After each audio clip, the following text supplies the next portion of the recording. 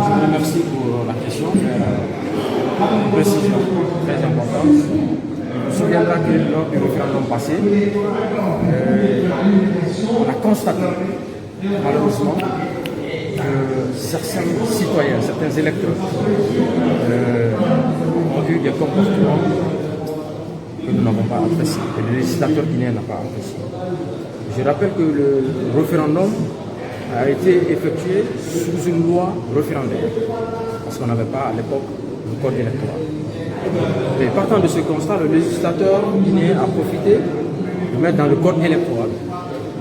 Et cette fois-ci, ce n'est pas, je reviens sur la question pour dire que ce n'est pas la DGE qui a formulé l'interdiction, c'est la loi, c'est le code électoral, notamment dans son article 94, qui dans ses dispositions disent qu'il est interdit, formellement interdit, l'utilisation de tout appareil, d'ailleurs des appareils téléphoniques, tout autre appareil dans l'isoloir, à l'exception des prothèses que les malades peuvent avoir.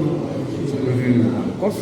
C'est ce que la Direction générale des élections a relayé en prenant une décision par Madame la Directrice générale des élections pour saisir, informer tous les présidents du bureau de vote qui, lors de ce scrutin présidentiel du 28 décembre 2025, il est formellement interdit encore une fois l'utilisation des téléphones dans l'isoloir. On n'a pas dit dans les bureaux de vote ou aux abords, on a dit dans l'isoloir.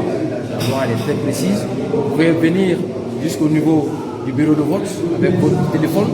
C'est là où vous déposez le téléphone, vous prenez le bulletin, vous rentrez dans l'isoloir. Comme j'ai rappelé tout de suite, le vote est secret. Ce caractère secret-là, en aucun cas, ne peut être violé par un citoyen. Parce que qu'est-ce qui s'est passé? Lors du référendum, il y a des électeurs qui rentraient dans l'isoloir, qui écrivaient des choses qu'on ne peut pas imaginer, qui photographiaient ça et qui publiaient sur les réseaux sociaux. Ce qui est extrêmement grave. Alors le législateur, partant de ça, a pris ses responsabilités, vu que pour les autres élections à venir, à commencer par cette présidentielle, jusqu'aux autres scrutins, plus jamais quelqu'un aura la possibilité d'entrer dans l'isoloir avec son téléphone portable. Et si vous le faites, il y a des sanctions qui sont prévues par la loi par rapport à ces faits. Justement, la loi est très claire.